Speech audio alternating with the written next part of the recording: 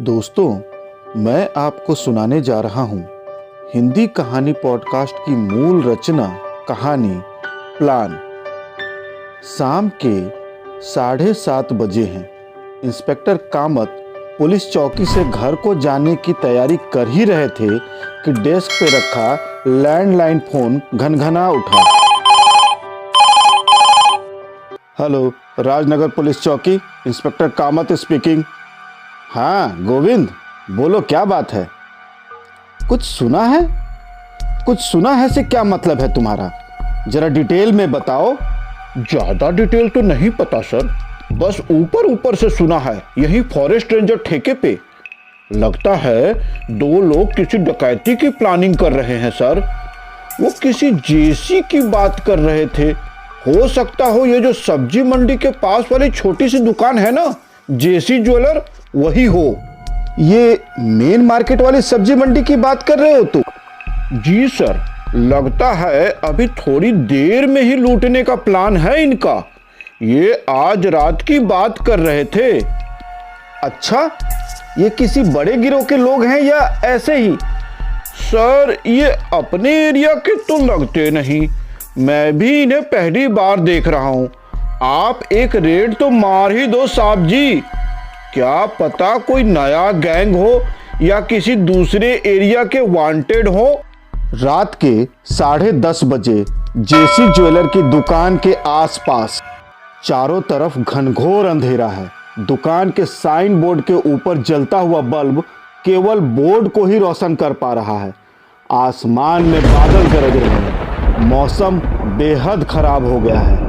Inspector Kamat constable Dayal और 2 सिपाहियों के साथ आधे घंटे पहले से ही मौके पर घात लगाए बैठे हैं। कामत सर, 10:30 बज गए, अभी तक कोई हलचल नहीं है सर। शट अप दयाल, कोई आवाज नहीं। वो दुकान लूटने जरूर आएंगे। सॉरी सर, वैसे मेरी नजर बराबर दुकान के लॉक पर जमी है। ठीक 15 मिनट बाद घुप अंधेरे में 2 गहरे काले रंग के साए प्रकट होते हैं। सर, 2 आदमी दुकान की तरफ बढ़ रहे हैं। दयाल, पोजीशन ले लो। Hands up. अगर हथियार निकालने की कोशिश करी तो जान निकाल दूंगा। हिलना मत। You both are under arrest. अगले दिन सुबह राजनगर पुलिस स्टेशन में। अजय कुमार, और कितने लोग हैं तेरी गैंग में? कहाँ का है तू? सर, कोई गैंग नहीं है सर। मैं और मेरा दोस्त राजू दोनों ने मिलकर कुछ ऐसा करने का सोचा। इससे पहले कभी कोई गलत काम नहीं किया है सर। कल नशे में करने निकले और आपने पकड़ लिया। हमारा कोई गैंग वैंग नहीं है सर, हम तो मजदूर हैं। हाँ, मासूम बच्चे हो तुम दोनों, जो आम के पेड़ से कैरी तोड़ने निकले थे। गुनाह करते हुए रंगे हाथ पकड़े गए हो तुम दोनों। चल बता, जेसी ज्वेलर ही क्यों चुना तुम दोनों ने? साहब, कुछ दिनों से हम बहुत परेशान चल रहे थे। पैसों की तंगी चल रही है साहब। अरे बाप रे, क्या अनोखी परेशानी है। तुम दोनों के अलावा दुनिया में किसी और को तो पैसे की परेशानी है ही नहीं। और हल क्या निकाला कि चलो ज्वेलर की दुकान लूटते हैं। प्लान कैसे बनाया? साहब, कई दुकानों का मुआयना किया और फिक्स कर दिया कि जेसी को लूटेंगे। ये राजू ने फिक्स किया सर। यकीन करो साहब, ये हम दोनों की पहली चोरी थी जो पूरी नहीं हुई। अरे कोई ना कोई कारण तो जरूर होगा कि तुमने जौहरी की दुकान लूटने की सोची। चल बता, आइडिया कहाँ से आया? हमें रातों रात मालदार बनना था, उस सूरज की तरह। सूरज की तरह? ये सूरज कौन है? अच्छा, तो जौहरी की दुकान लूटने का आइडिया तुम दोनों को सूरज ने दिया था, या उसे देखकर तुम्हारे दिमाग में यह आइडिया आया?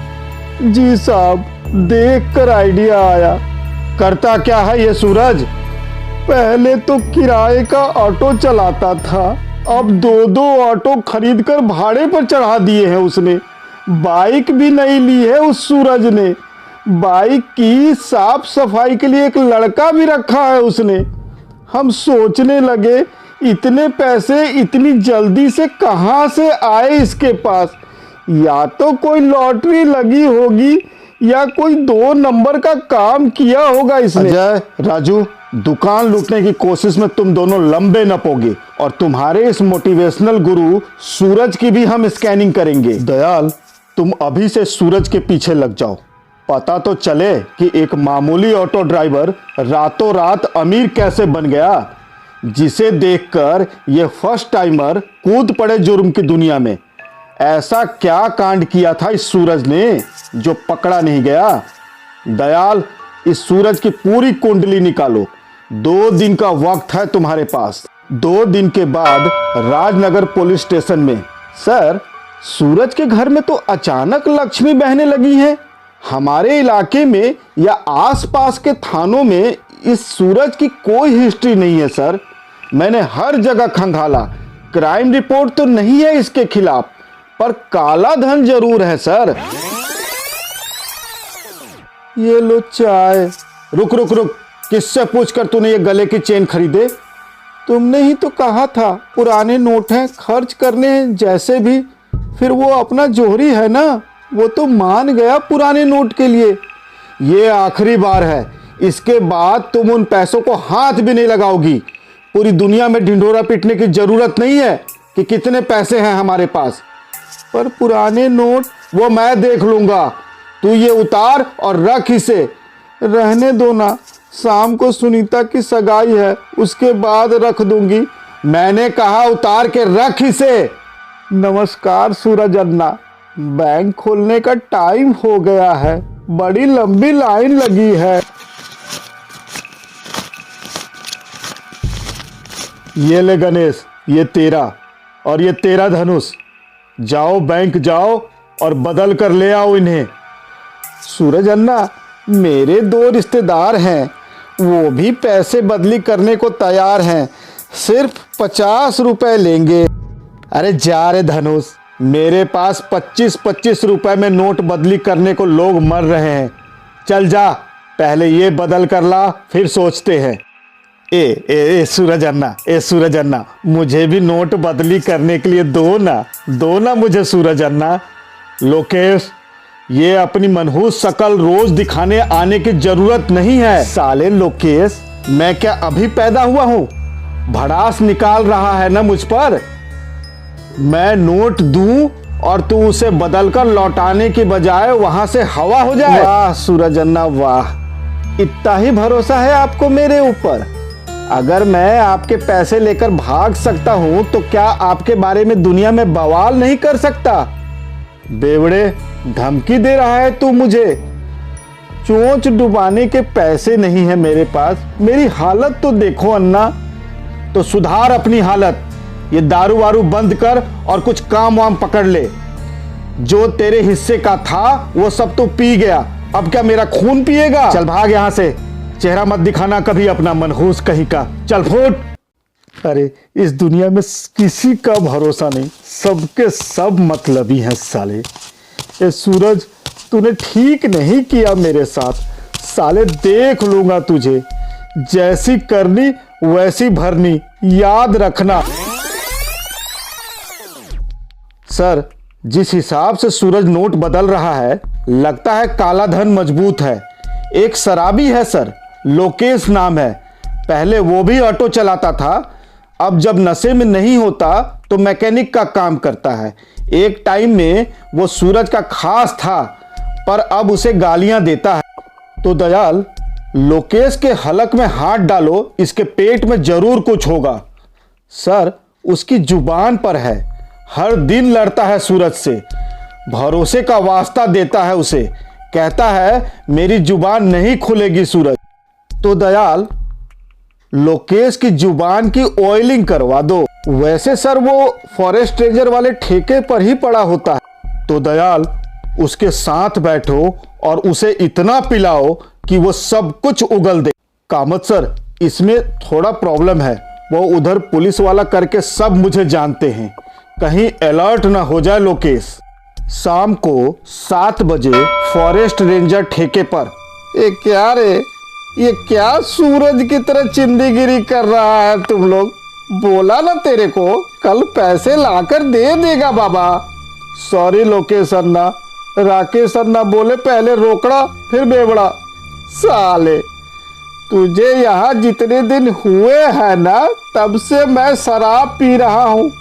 वो सब ठीक है अन्ना, लेकिन आप पहले एक बोतल पी चुके हो और कल भी ऐसे ही एक खंबा खाली किया, लेकिन बिल नहीं दिया तो भाग गया मैं, भाग गया, लौट कर नहीं आया मैं।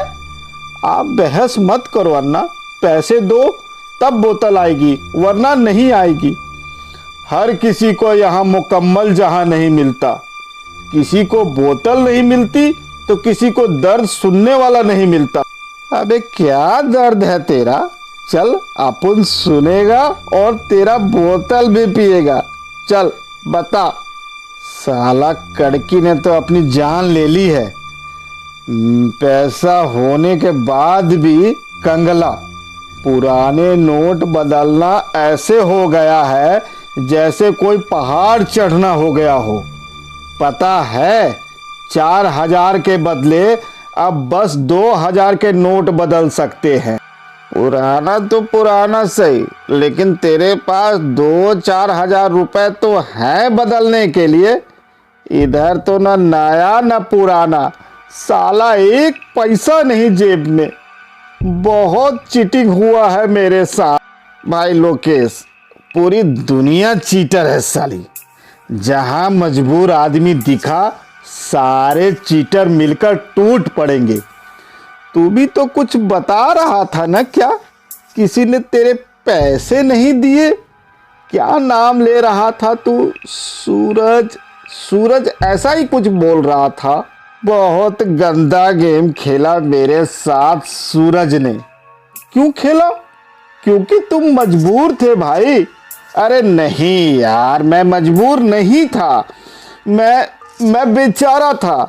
मेरे भोलेपन का, मेरी अच्छाई का फायदा उठाया उसने, कीड़े पड़े साले को। बहुत बड़ा हाथ मारा था हम लोगों ने। सारा का सारा आइडिया मेरा था। और मालूम है, माल मिलने के बाद वो सूरज क्या बोला मेरे को? क्या बोला? लोकेश, क्या किया है तुमने?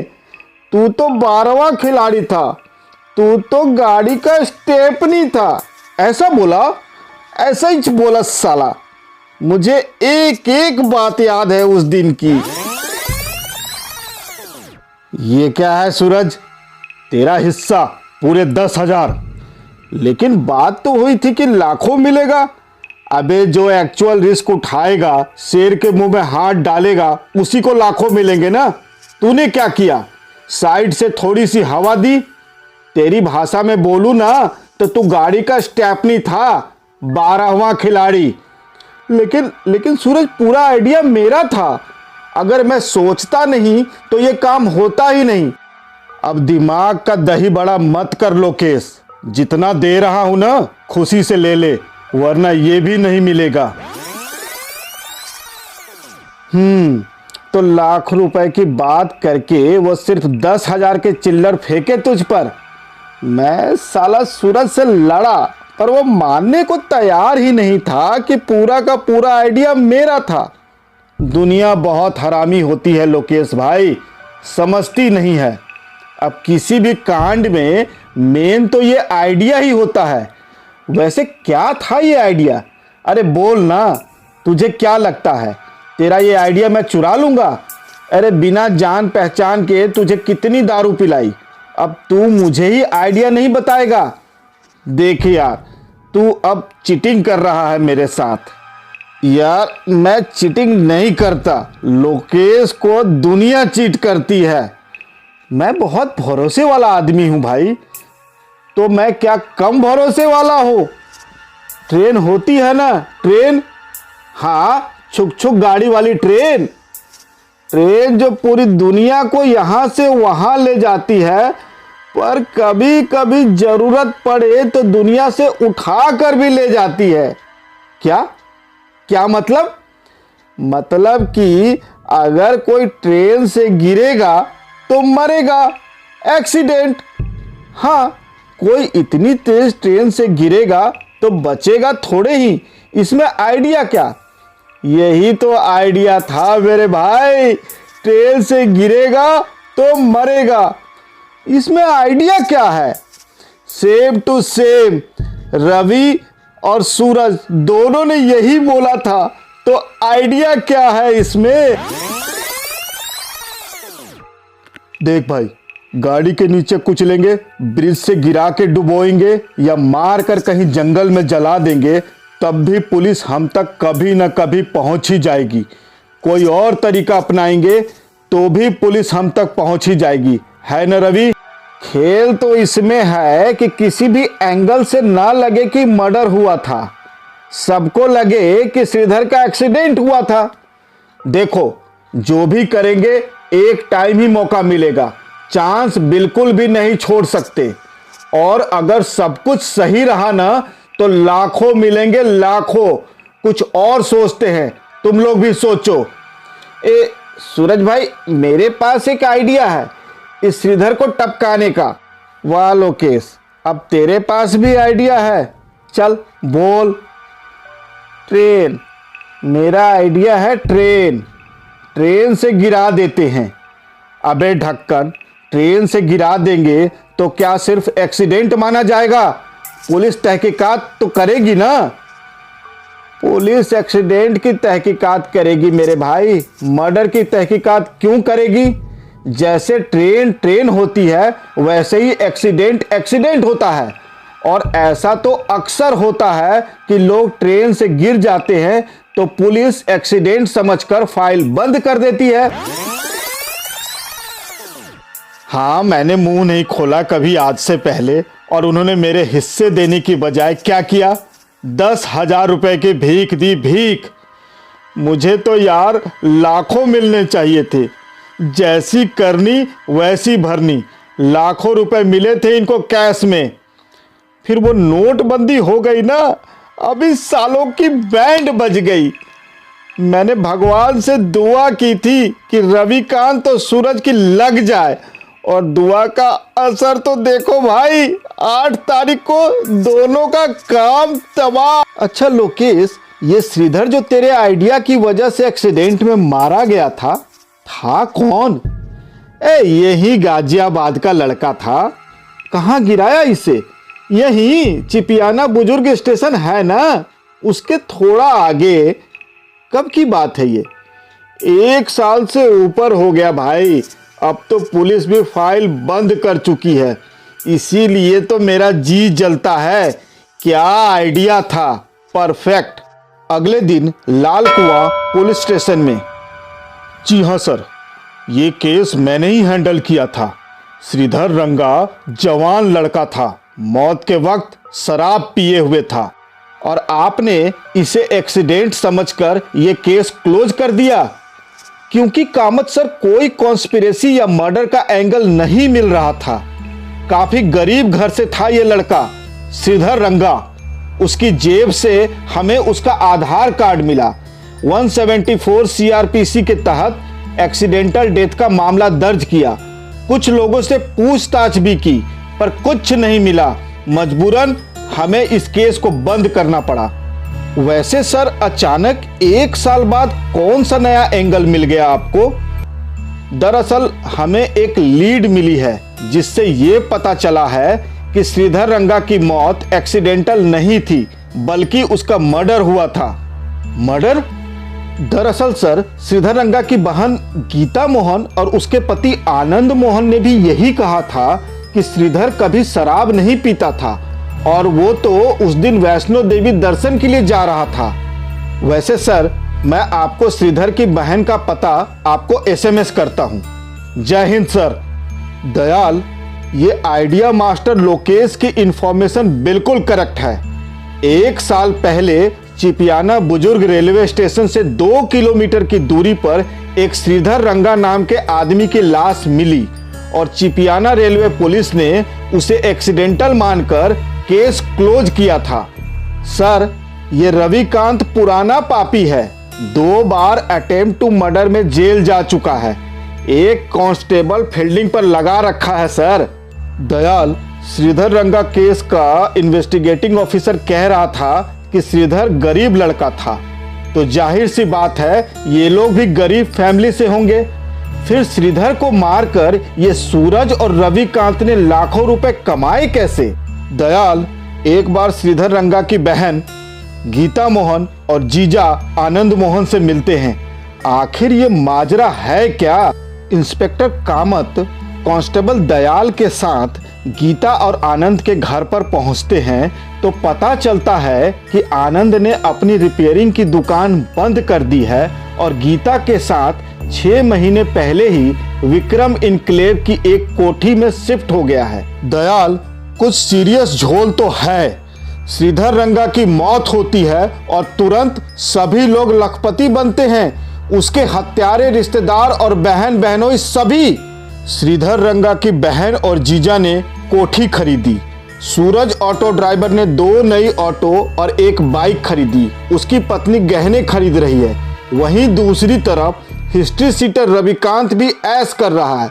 दयाल बस एक लोकेश है जो गरीब का गरीब है और अब हम जानते हैं क्यों। दयाल अब वक्त आ गया है। अब इस सूरज और रविकांत दोनों को थाने बुलाकर थोड़ी सेवा पानी की जाए। अभी श्रीधर रंगा की बहन और बहनोई से हम पूछताछ कर लेते हैं, फिर सूरज और रविकांत को देखते हैं। साहब ये एक्सीडेंट हो ही नहीं सकता। मैंने पुलिस को बार बार बोला था साहब कि मेरा भाई कभी शराब नहीं पीता था और उस दिन तो वो मंदिर जा रहा था साहब। बात कुछ और ही थी। बात कुछ और थी जरूर, पर आप लोगों ने पता लगाने की कोई कोशिश नहीं की, कुछ खास जोर भी नहीं दिया। क्यों? पहले आप बताइए ना सर, क्या पता चला है आप लोगों को? काफी कुछ पता चला है और काफी कुछ पता चलना बाकी है। जैसे कि एक बात पता चली है कि श्रीधर को मारने वाले रातों रात लखपति बन गए, जैसे आप लोग बन गए। श्रीधर के मरने के बाद कहाँ ये बड़ी कोठी, कहाँ वो छोटा सा एक कमरे का मकान। आनंद तुम्हारी तो अब खुद की फर्नीचर का शोरूम है। 6 महीने में इतनी तरक्की कैसे? वो हम लोग पैसे बचा रहे थे पहले से सर, सब सही जगह पर इन्वेस्ट किया था बस। अच्छा तो मर्डर में कितना इन्वेस्ट किया था आनंद? क्या कह रहे हैं ये आप साहब? यही कि तुम्हारे साले श्रीधर रंगा के मर्डर पर तुमने कितना इन्वेस्ट किया था, जिसके चलते बतौर रिटर्न मरवाने वाले और मारने वाले लखपति बन गए, शायद करोड़पति बन गए। 1 सप्ताह बाद राजनगर पुलिस स्टेशन में दयाल ऊपर से लेकर नीचे तक ये केस एक क्लासिक केस है। इन्वेस्टिगेशन में लापरवाही का। ये मर्डर कभी डिटेक्ट ही नहीं होता। श्रीधर के मुजरिम कभी पकड़े ही नहीं जाते, क्योंकि प्राइमरी लेवल पर ही इसकी इन्वेस्टिगेशन इतनी कमजोर थी कि कभी रूट लेवल पर जाने की कोशिश ही नहीं हुई। कामत सर, सभी ने इस मर्डर से पैसे बनाए, पर एक गरीब लड़के के मर्डर से लाखों रुपए कहां से मिले सर? दयाल ये केस कभी गरीब लड़के के मर्डर वाला था ही नहीं, बल्कि इस केस में एक बीमार आदमी की घटती जिंदगी को बड़ी बेदर्दी से निशाना बनाया गया। इसकी तैयारी 3 साल पहले 2013 में ही शुरू हो गई थी। क्या मतलब है रवि? मैं समझा नहीं। यार आनंद, ये जो तेरा साला है ना, काम कम कर पाता है, बहुत स्लो है। यार रवि, इसकी हालत बहुत खराब है। श्रीधर गीता के मामा का लड़का है। इसके माँ बाप के मर जाने के बाद गीता इसे अपने साथ ले आई। बहुत अच्छा है यार, दुख होता है इसे देखकर। क्यों, क्या हुआ इसे? HIV पॉजिटिव है यार। कब से? पैदाइशी है। पहले इसके फादर को था, फिर माँ को, पर सैड स्टोरी है बेचारे की। अब कैसा है ये? ट्रीटमेंट चल रहा है भाई, यहीं सिविल अस्पताल में। ज्यादा टाइम नहीं है इसके पास। बोल रहे हैं मैक्सिमम 1.5-2 साल, और इसलिए हम भी इसे ज्यादा से ज्यादा खुश रखने की कोशिश करते हैं। नसीब ही खराब है। देख भैया, नसीब का तो ऐसा है ना कि खुद हम अपना खराब नसीब को ठीक कर सकते हैं। इसके लिए दिल पर पत्थर और दिमाग पर जोर देना पड़ता है। देख आनंद, सुनने में तुझे बुरा लग सकता है, लेकिन हकीकत यह है कि कुछ अच्छा करो तो उसका फायदा भी मिलना चाहिए। तूने अपनी बीबी के मुंह बोले भाई के लिए बहुत कुछ किया, लेकिन ये खुद तुझे कुछ रिटर्न तो दे नहीं सकता। कम से कम इसके जाने के बाद तेरा कुछ फायदा तो होना चाहिए ना। क्या बोल रहा है रवि तू? देख आनंद, हम श्रीधर की पॉलिसी निकलवाएंगे, एक मोटी पॉलिसी। लेकिन यार श्रीधर HIV पॉजिटिव है, ये बात कैसे छिपाएंगे हम? अरे यार, छुपा कहाँ रहे हैं, सिर्फ हम इंश्योरेंस पॉलिसी वाले को बता नहीं रहे हैं। आनंद, तू इतना मत सोच बे, बस जा और पॉलिसी पेपर पर श्रीधर का सिग्नेचर ले ले बस। यार रवि, 1.25 करोड़ की इंश्योरेंस पॉलिसी कुछ ज्यादा नहीं है क्या? यार इतने बड़े पॉलिसी के प्रीमियम भी तो काफी बड़ी होगी, कहां से भरूंगा मैं ये सब? सब इंतजाम हो जाएगा आनंद, तुम ज्यादा फिक्र मत करो। दयाल, इंश्योरेंस कंपनी के साथ फ्रॉड हुआ है। इंश्योरेंस कंपनी ने जो 1.25 करोड़ के क्लेम को पास किया है और 1.25 करोड़ का चेक जो गीता मोहन को सौंपा है, वो दरअसल श्रीधर रंगरेज का था, न कि श्रीधर रंगा का। क्लेम के लिए भरे गए फॉर्म से लेकर सबमिट किए गए हर डॉक्यूमेंट, यहां तक कि आधार कार्ड तक नकली है। हर डॉक्यूमेंट में बहुत ही सफाई से श्रीधर रंगरेज की जगह श्रीधर रंगा किया गया। दयाल, मैं 100% कंफर्म हूं कि इस फ्रॉड में इंश्योरेंस कंपनी के लोग भी इन्वॉल्व होंगे। इंश्योरेंस कंपनी में फ्रॉड हुआ नहीं है, बल्कि लापरवाही की वजह से होने दिया गया। देर शाम राजनगर पुलिस स्टेशन में। तो ये फोर्जरी क्यों की थी? ताकि इंश्योरेंस कंपनी कभी श्रीधर का असली बैकग्राउंड पता ना कर सके, है ना? सर, ये सब रवि ने किया है, सारा आइडिया उसी का है सर।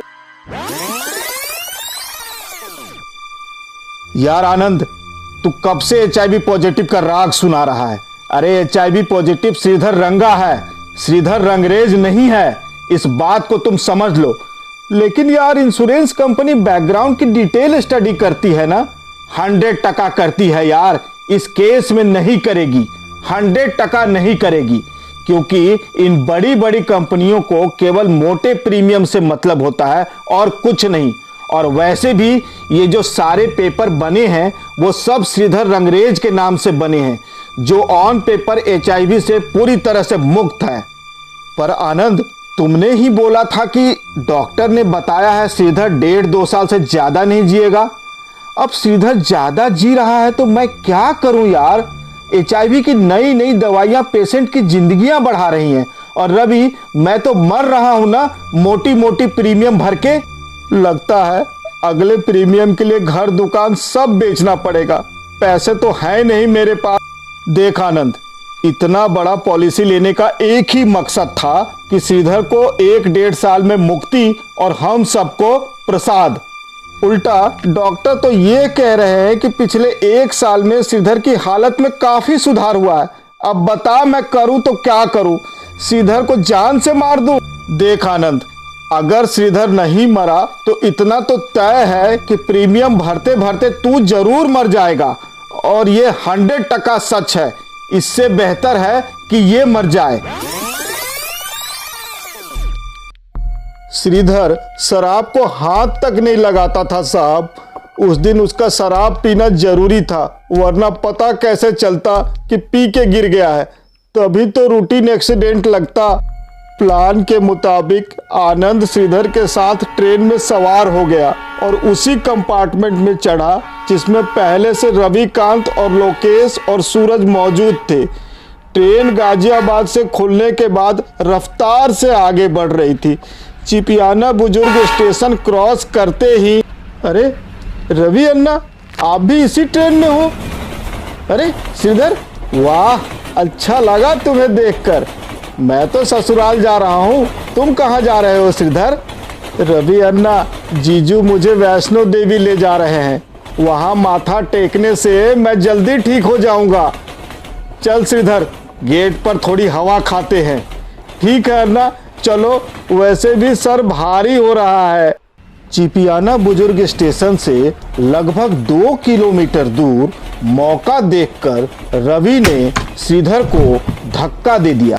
सुबह के 11:30 बजे SSP office Ghaziabad. Sir, railway police से लापरवाही हुई, लेकिन सच कहें तो रेलवे पुलिस ने कभी सोचा तक नहीं था कि इस एक्सीडेंट के पीछे इतनी बड़ी प्लानिंग होगी। श्रीधर रंगरेज के इंश्योरेंस क्लेम के लिए लगाए गए सारे डॉक्यूमेंट जाली थे। इसके अलावा श्रीधर रंगा को श्रीधर रंगरेज बना के मार डाला गया। इंस्पेक्टर कामत, अब क्रिमिनल बहुत शातिर हो गए हैं। हमसे भी 4 कदम आगे चलते हैं। हमें उनसे भी 2 कदम आगे चलकर उन्हें पकड़ना होगा। खैर, देर से आए दुरुस्त आए। केस सॉल्व हो गया और सारे मुजरिम पकड़े गए। पर याद रहे, आइंदा ऐसी गलती ना होने पाए। देर शाम राजनगर पुलिस स्टेशन में दयाल, एक चोरी की छोटी सी टिप ऑफ ने इतने बड़े केस को क्रैक करवाया। एक ऐसा केस जो 1 साल पहले एक्सीडेंट करार देकर क्लोज कर दिया गया था और इंश्योरेंस क्लेम के पैसे हैंड ओवर हो चुके थे। एक छोटी सी खबर ने एक परफेक्ट क्राइम को होते होते रोक दिया। अभी आप सुन रहे थे हिंदी कहानी पॉडकास्ट की मूल रचना कहानी प्लान। यह कहानी हिंदी कहानी पॉडकास्ट की मूल रचना है। अगर आपको हमारी कहानी पसंद आती है तो हमारे YouTube चैनल को सब्सक्राइब करें, वीडियो को लाइक करें और बेल आइकन को दबाना न भूलें। धन्यवाद।